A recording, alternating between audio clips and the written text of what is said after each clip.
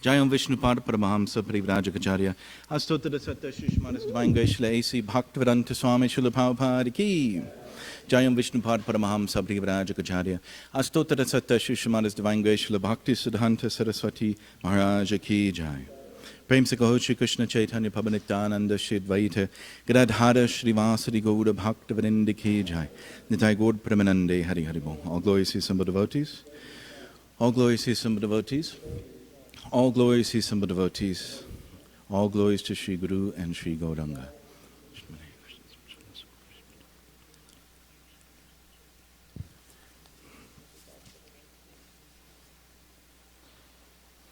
So, today we'll be speaking from Srimad Bhagavatam, 10th canto, first chapter, and text 18.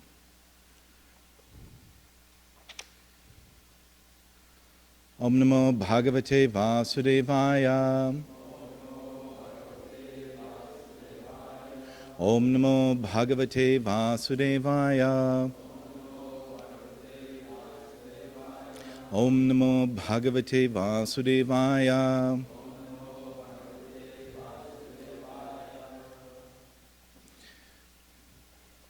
Gaur Bhutva Shrumukhi Khina Krandanti Karunam Vibho Upastitanti Ke Tasmai Vyasanam Samavochata Gaur Bhutva Shrumukhi Khina Krandanti Karunam Vibho Upastitanti Ke Tasmai Vyasanam Samavochata Gaur Bhutva Shrumukhi Khina Krandanti Karunam Vibho Upastitanti Ke Tasmai Vyasanam Samavochata. Prabhus. Gaur Bhutva Shrumukhi Khina Krandanti Karunam Vibho Upastitanti Ke Tasmai Vyasanam Samavochata Gaur Bhutva Shrumukhi Khina Krandanti Karunam Vibho Upastitanti Ke Tasmai Vyasanam Samavochata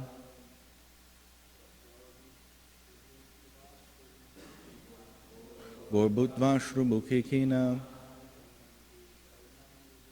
Krandanti Karunam Vibho Upastitanti Ke Tasmai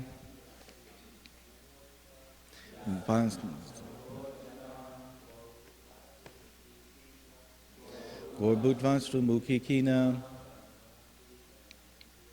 Krandanti Karunam Vibho Upastitanti Ke Tasmai Vyasanam Samavochata Gaur Bhutva Shrumukhi Khina Krandanti Karunam Vibho Upastitanti Ke Tasmai Vyasanam Samavochata Gaur Bhutva Shrumukhi Khina Krandanti Karunam Vibho Upastitanti Ke Tasmai Vyasanam Samavochata. Matajis.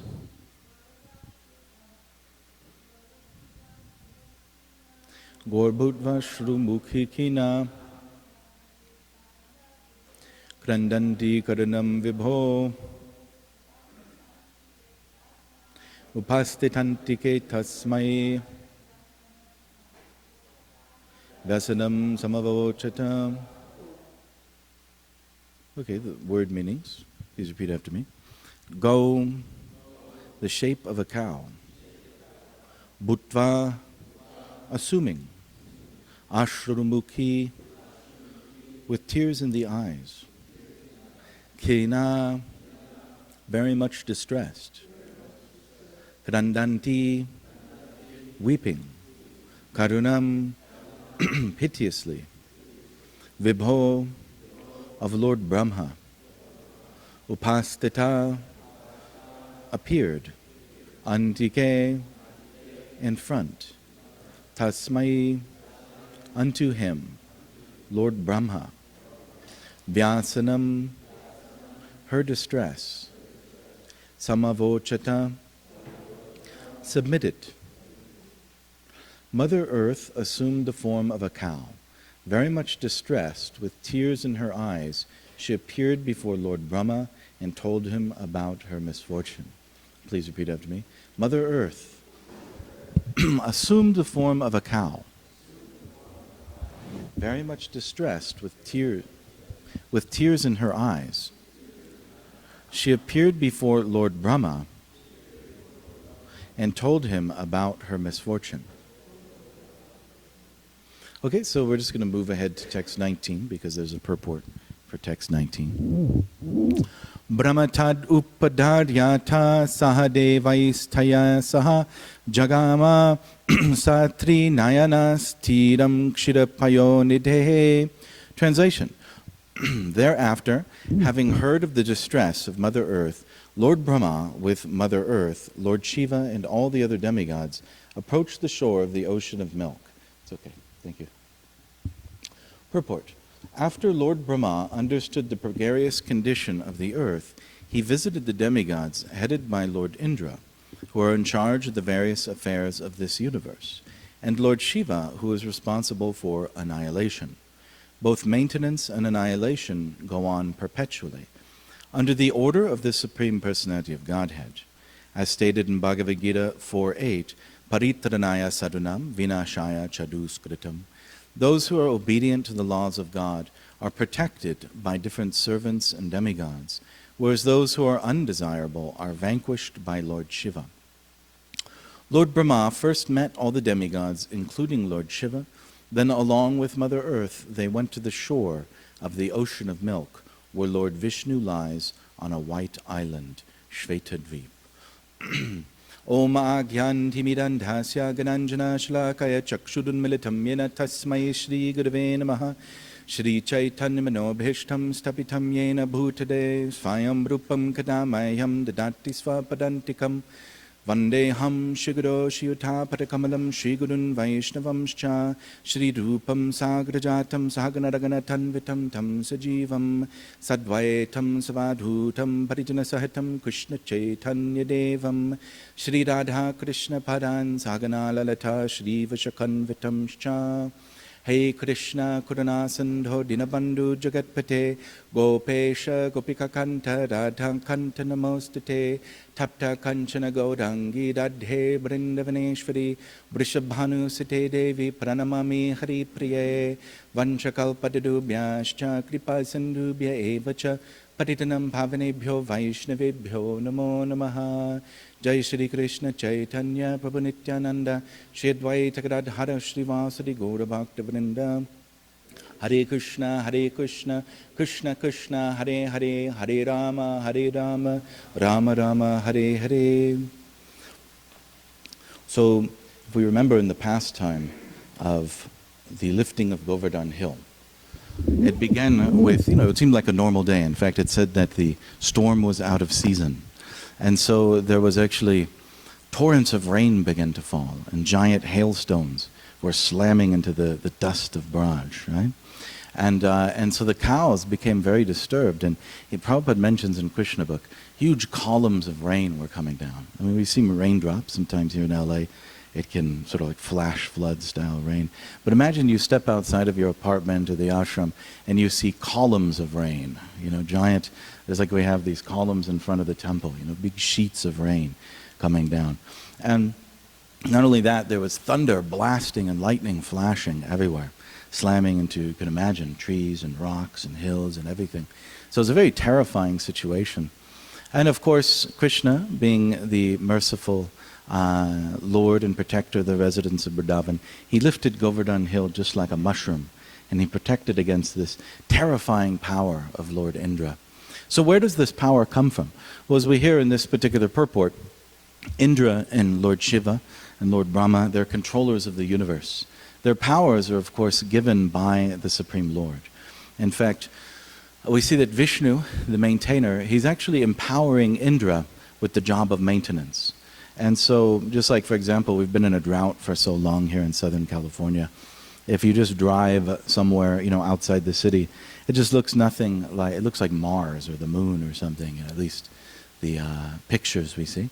And so, it's just nothing but rocks and scrub and nothing there. But after these rains, like the El Nino rains, it actually looks, even though there's hardly any trees or anything, it's a desolate land, just from a few weeks of rain, it looks very beautiful. Right? There's all these trees and it's just absolutely green. Hundreds of different shades of green and wildflowers bursting out of the ground. So where does this come from? It's just from a little bit of water. And if we see historically, human beings have lived dependent upon on nature, dependent upon rain for their sustenance, in terms of like people living in agricultural life. And so when you live on the land, you really see how you're totally dependent upon the rain and on water. And so Indra's job is to actually maintain all living entities by giving this treasure of water, this life-sustaining principle of the universe, which we call water. And so not only that, but he also maintains the universe. He was given the Vajra, this lightning bolt, which is a very powerful weapon, perhaps the most powerful weapon. And he uses it to destroy the demons, to fight them back when they get out of control. And so both of these are given by the Supreme Lord. We see in that pastime, unfortunately, Indra, who's a very nice devotee otherwise, made the mistake of using them against Krishna, against the person who gave them to him for the purpose of maintaining the universe. So he was, of course, rectified. Forgiveness was shown to Indra. Also, Lord Shiva is known as a universal pala. In fact, here I have a quote here from the Chaitanya Charitamrita. It's very interesting. I'd never really paid attention to this before. It says, Lord Brahma and Lord Shiva are called Chira Loka Pala, permanent governors. This means that they govern the affairs of the universe from the beginning of the creation to the end. In the next creation, the same living entities may not be present, but because Brahma and Shiva are existing from the beginning to the end, they are called Chira Loka Pala, permanent governors. Lokapala means predominating deities. There are 8 predominating deities of the prominent heavenly planets. They're Indra, Agni, Yama, Varuna, Nriti, Vayu, Kubera, and Shiva. So it's very interesting, you have these different, the universal government is always changing. Yeah, but Lord Shiva and Lord Brahma, they're always on the GBC, right? They're always there. They're like the Supreme Court, and they don't change. And just as, remember when Srila Prabhupada is here, the GBC, when they would run into difficulty, the first person they would go to is Srila Prabhupada, right? So in the same way, Lord Krishna has empowered these demigods as his representatives. And whenever they're in trouble, they occasionally go and visit him, ask for him to intervene in a particularly difficult situation. So Lord Shiva is one of these Chira Loka Palas, meaning from the beginning of the creation to the end. He's the same. He doesn't change. He doesn't leave his body or anything like that. He's been here from the beginning, helping with the governance of the universe. We generally think of Lord Shiva as a yogi, a detached yogi wearing a tiger skin cloth, sitting in the Himalayas. But he also has a function as a manager within the universe. And of course, his primary position is as a guna avatar. He's the destroyer of the universe. Now, it's very interesting because in this section, the idea here is that these entities, specifically like Indra and Shiva, they're responsible for, in a sense, holding back adharma within the universe. That's one of the major functions of these universal controllers, is they're supposed to protect you and me. They're supposed to protect this universe from the overabundance of adharma, or at least when it transgresses where it's allowed to be. And so the way Indra does that, as I mentioned, he has his thunderbolt. Lord Shiva, Prabhupada emphasizes here that he is the destroyer. So I kind of looked into this very carefully. It's very similar, at least from what I can see, to how Durga Devi is also seen as a universal controller. So I'm going to talk a little bit about her also. By the way, Shiva means auspiciousness. That's what his name means. And Prabhupada also mentions elsewhere that he punishes the criminals of the universe. So as the destroyer, he has this tremendous power to not only end the entire universe, but he governs the power of destruction in general within the universe. All of us here, some of us are in younger bodies. Yeah, look very happy and satisfied, and the world looks wonderful. Some of us are in older bodies, which are teetering on the brink, right? Which it's not a very pleasurable experience. So we're all at different degrees of experiencing this power of destruction. Everything that we strive for in life, unfortunately, is doomed to slip through our fingers. That's the nature of material existence.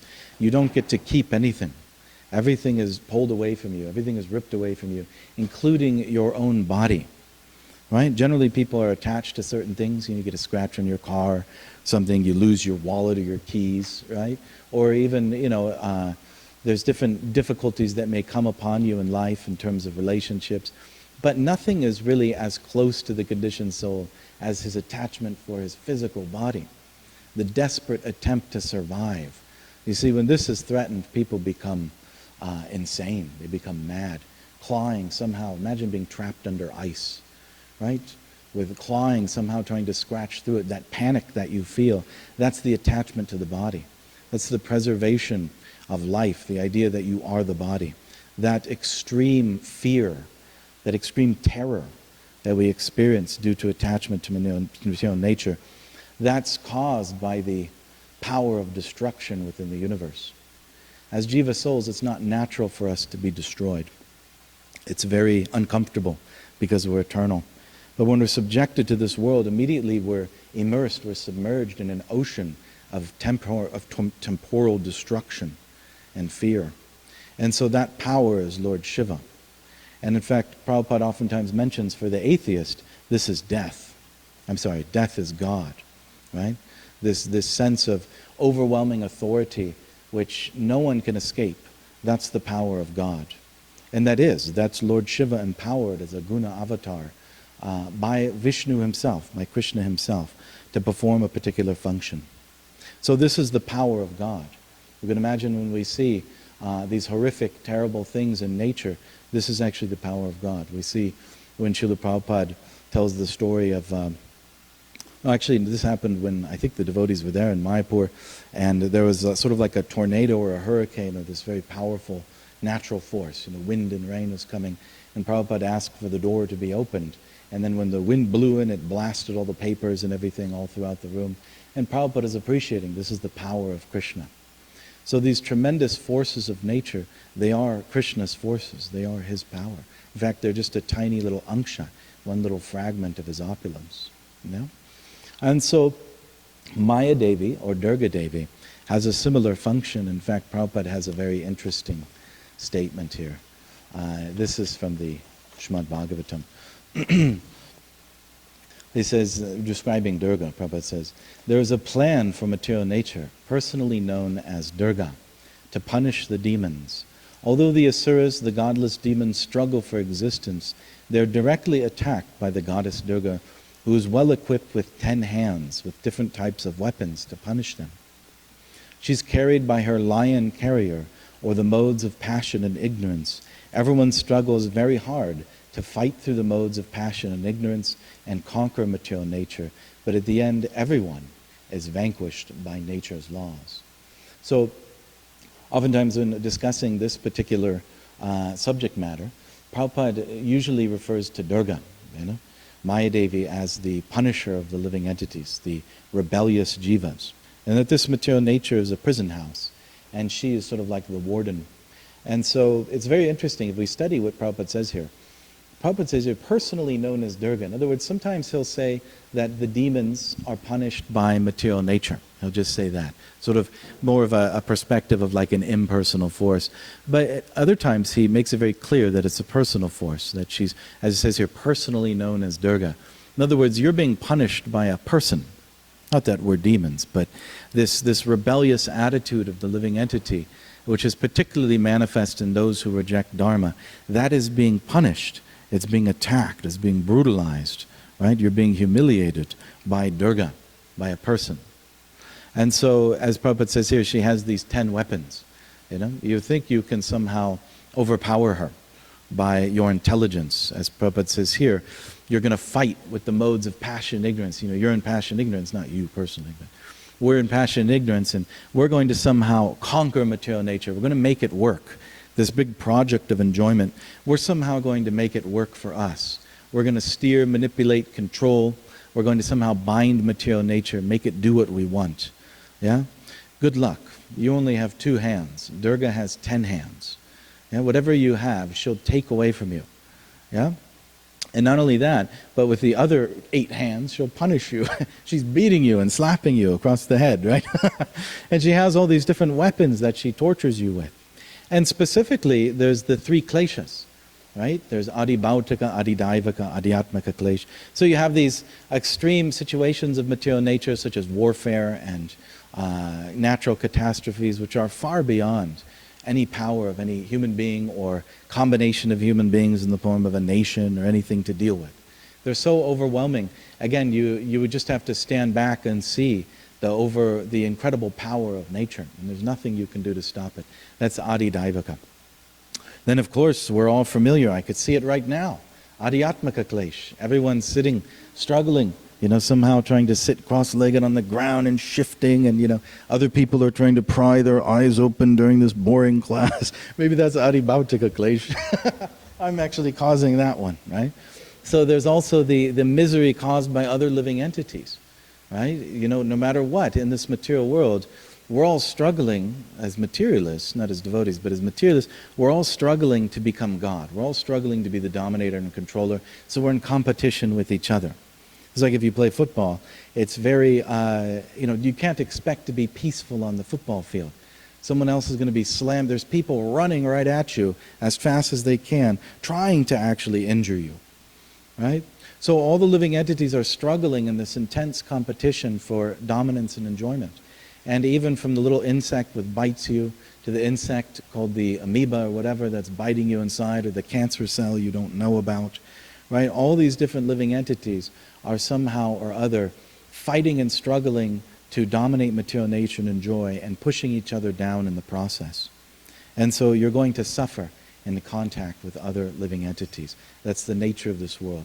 There's nowhere that you can go where you won't experience these kleshas. You can try to build a small little shelter, a cave. I'm out of here, get out of Los Angeles. I'm going to fly to a cave, right? I'm going to find a cave, and then I'm going to seal it. I'm going to put a rock over it so no one can get to me, right? No, it doesn't work that way. Those kleshas will follow you right into that cave, because this is Durga Devi's abode. It mentions in the Brahma Samhita, this is Durga Dham, right? You're in the realm of a goddess whose actually purpose is to punish your rebellious nature. So the only way that you can escape it, Daivi hiesha gunamai mama maya dadatya maya evam, right, tarantite, you can cross over Krishna's uncrossable energy by his grace and his grace alone. By surrendering to him, then he gives you his shelter. He can give us relief from this horrible material existence. Yeah? So, and it may sound like I'm being a little bit cynical here, maybe. But this is actually reality. Krishna mentions in the Bhagavad Gita, Janma mrityu jara vyadhi dukkha dosha anudarshanam, that knowledge, one of the aspects of knowledge, is to be fully conscious of this situation that we're in. And so, the point being brought out here is that these universal controllers, they're meant to punish adharma. And they're going to Lord Vishnu in order to help them to sort of tackle this problem of these demons overwhelming the earth. We see that Vishnu, what is his role in all of this? Well, Vishnu is also a universal controller, in the sense that he is, of course, beyond material nature, But he takes the role of a guna avatar. He controls the mode of goodness. He is very much active in preserving dharma in material nature. It is dharma which actually creates the you might say, the principle of maintenance. For example, human society is maintained. It holds its position if the people in human society are practicing dharma. Otherwise, if the human society, like today, Srila Prabhupada is highly critical of modern society as adharmic or duskriti society. If people abandon dharma, society will disintegrate. It's like a candle. It'll just melt into nothing, which is what's happening. In fact, what does it melt into? It doesn't melt into nothing. It melts into animal life, right? Society without dharma quickly becomes animal society. Yeah? Hogs, dogs, camels, and asses. So we see that Vishnu, he maintains dharma in human society. Dharma samstapanartaya sambhavami yuge yuge. He's constantly descending, either himself or through his empowered representatives, his sons and servants, in order to establish dharma in human society. As Sri Prabhu is quoting yesterday, and it's quoted today in Prabhupada's purport, this paritranaya sadunam vinashaya chaduskritam. He comes to protect the devotees and to annihilate the miscreants. Of course, this usually happens only in extreme circumstances, when the demons are super powerful, right? And the devotees are, very wonderful devotees like Prahlad Maharaj, for example.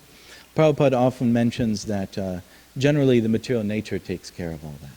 And we could see that ourselves. We live in a society where people are essentially adharmic. And as Prabhupada mentioned in that quote, in passion and ignorance are somehow struggling to dominate and control material nature. But everybody is being frustrated. Everybody is being frustrated. If not frustrated directly, which, I've never seen an example of someone who's not personally frustrated in their attempt to dominate nature. But even if there was such an individual, at the time of death, everything is taken away. So Krishna is sort of infusing dharma within human society in order to uplift human society.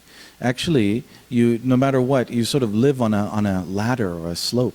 As soon as you take birth in material existence, within material existence there's the principle of dharma, and you're either choosing with your free will to climb upward by following that process, upward into through the mode of goodness into transcendence, right? Or you're choosing not to follow dharma and you're slipping downward. But you really don't exist in a kind of limbo. You're constantly choosing whether you want to follow dharma or adharma. And if you follow adharma, you're slipping downward away from Krishna into darkness. And the suffering can become extreme. And ultimately at the bottom of that darkness, you'll find a planet called Yamaloka, right? Sort of at the bottom of the universe. Then you have Yamaraja's abode. In fact, in the third canto, there's an incredible description that, well, I'll just sort of make it a little more visual. You can imagine if you're sitting in your hospital bed, about to leave your body, you may feel, as the room darkens, you may feel something brush against your hand, and it's the unmistakable sounds inside of a dog. What is a dog doing in the hospital, right? And then there's another dog sort of running across that way, and they begin growling at you and looking at you. And perhaps their eyes are red and blazing. And then out of nowhere, out of the shadows, these creatures approach you with flaming eyes, angry, horrible faces, the Yamadutas, right? And then immediately the portal of hell opens. You can imagine like a fiery ring opens up, and it actually mentions in the Bhagavatam, they grab you, they tie ropes around your neck, and they drag you through this hole. And the sides of the fire, the ring of fire, describes it's like a forest fire. You can imagine, right? I've seen videos online of my mother's house was destroyed some time ago by a forest fire, and I watched videos of the whole incident and what it looked like. It's incredible. It's like another world. It's like entering into a dream. So you can imagine these huge kind of forest fires on the other side of this tunnel of flame, and you're being dragged through on burning hot sand, and these dogs, the dogs of the Yamadutas, are biting and growling at you and harassing you, and they're just yanking you violently, right? Cussing at you and abusing you. And the constables, they throw you before the judge, Yamaraj. And so this kind of existence is extremely terrifying and horrible. But this is what's at the bottom of the well of adharma, right? When you get dragged down into the deepest point. Sometimes people say, oh, I was at my lowest point in that life, or, I was really down, I did drugs, and I was really down in the darkness. So that's nothing. We've all been down there before. We've all been in hell. That's as dark as it gets, right? So this is from choosing the path of adharma. Yamaraj, of course, is one of those individuals who is empowered to establish dharma within the universe. He's also a representative of Krishna in that sense. And as devotees, we also have to be very careful of the principle of dharmasya glani, right? Dharma glani. That Krishna, why does he have to come and reestablish dharma? Well, because of us. There's the tendency within us, because we're conditioned, because we're attached to the material world, because we're egotistical. We like to twist Krishna's instructions. We like to twist dharma. Instead of rising to what Krishna has given us through the spiritual master, we like to drag it down to our level. We like to change things. We like to twist things in order to accommodate our ego, our desire to enjoy, our desire to compete with Krishna. Rather than submit, we want to change the rules, right? And so this is how dharmasya glani happens. And Krishna, eventually, even things as beautiful as this, as beautiful as Krishna consciousness, are lost because of this tendency. So always have to be checking within ourselves to maintain dharma within ourselves and our own actions, and to come up to the platform given by Guru, Sadhu, and Shastra, rather than degrade it. So I kind of want to we've got about maybe 5 more minutes, 10 more minutes. I want to spend a little bit of time to talk about how do devotees relate to this principle of punishment within the universe and the force of dharma upon the living entity, or the requirement of dharma. So it's very interesting because devotees are not under the same rules, right? We see with the pastime of Yamaraj in the 6th canto with Ajamil that the Yamadutas are actually punished because they tried to attack or they tried to punish a devotee, a Jamil.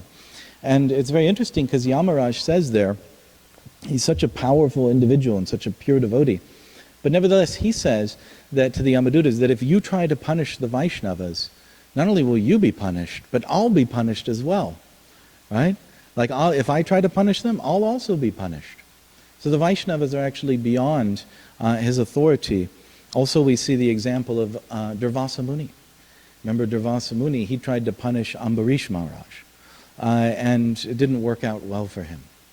Because the devotees, especially those advanced devotees like Ambarish Maharaj, they're not under these same rules, they're not under the same requirements. Rather, what Krishna does, if you're trying to surrender unto him, if you're really trying to submit to him, then he knows that, and he takes personal control of your situation. You're not under the same rules, they apply differently to you. Just like, for example, if you have in a prison, if you have the regular prisoners, and then you have those who are, in good behavior. And not only are they in good behavior, but they actually assist the warden and stuff like that, Like you actually go around and you clean, you volunteer. You're practically like a rectified citizen who just happens to live in prison, right? And so in that condition, the warden kind of personally takes charge of you. None of the guards are supposed to mess with you and stuff like that. Does that make sense? You're like the personal servant of the warden. So Krishna takes personal charge. Now, the devotee does get some of his karma. There's the famous verse, Tatenu kambam susamikshamano, bunjana evatma kritam vipakam, hadidvagvapudbir vididham namaste, jivete yo mukti pade sadhayavak. My dear Lord, one who earnestly waits for you, to bestow your causeless mercy upon him, all the while patiently suffering the reactions of his past misdeeds, and offering you respectful obeisances within his heart, words and body, surely eligible for liberation, for it has become his rightful claim, his dayabak. Just like when you have you're going to receive, when your parents leave your body, they give you their money, right? At least sometimes. So it's your rightful claim, it's written in the will. So similarly, if you are able to tolerate all the various disturbances and difficulties of material nature, then liberation becomes your rightful claim. You have a right to that. You know, there's, in a sense that that's how strongly it's coming to you, right? By the laws of nature or by the laws of the Supreme Lord, that is coming to you. It's sort of like written in a contract. Consider this verse a contract, right? It's the will. And so Krishna Prabhupada oftentimes calls it a token punishment. Whatever karma that you may have coming to you, Krishna allows a small amount of it to come to you in order to assist you and rectify your consciousness. Otherwise, we'd be here forever. You know, imagine if Krishna was trying to preach to us, but we were never really shown the horrible face of material nature. Right? We would stay here as long as we can. We'd be happy to be here. You know, that's okay. You know, I'll just serve Krishna here. It's not so bad. Right? So therefore, there's this fire that's lit under us. There's this darshan given of the dukkha, of the miseries of material existence. And so we have to tolerate it and try to perform devotional service. Does that make sense? We have to do those two things. We have to be willing to fully look material nature in the eyes and see it for what it is. Break that incredible attachment, that strong root of material nature we have within us. Krishna compares it to a banyan tree that we have to cut with the weapon of knowledge. So Durga Devi, Maya Devi, under the auspices of Krishna, she's going to show you that tree. She's going to show it to you and develop within you the urge to cut it down, because it's so painful to exist within it. And so, so that's one side of instruction. And then the other side, of course, Krishna is also preaching to us. On the much sweeter side, we have the lessons of Guru, Sadhu, and Shastra, who are urging us with transcendental knowledge, with the kindness and affection that they show, to inspire us to take shelter of Krishna's lotus feet. We have these beautiful songs. We're just singing, Naikatma Prabhu is singing this beautiful song from Bhaktivinoda Thakur. This beautiful vision of Krishna is meant to inspire us to take shelter of Krishna and enter into that more beautiful place and into that beautiful life of service where everything is Satchidananda, everything is full of eternity, knowledge, and bliss. So thank you very much. All glories to Srila Prabhupada. Are there any questions or comments? Yes, sir?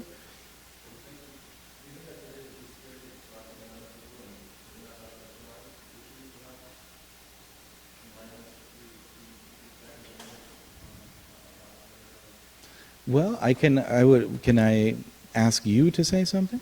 Would you like to say something? Just a few moments. I'm not too familiar about Rasikananda and Jagannath Das Babaji, but perhaps if Archita Prabhu would like to say something? No? I'm sorry, I failed you. I don't know much. I know that they're great Vaishnavas. There's a book, I think it's called The Stories of Rasikananda. I'm not sure, but it has many. I read it a long time ago, too long ago for my feeble brain to remember. But there's many beautiful, incredible pastimes. He's surrounded by various miracles. But I'm sorry that I can't share them with you. Anything else? Okay, thank you very much. All glories Prabhupada.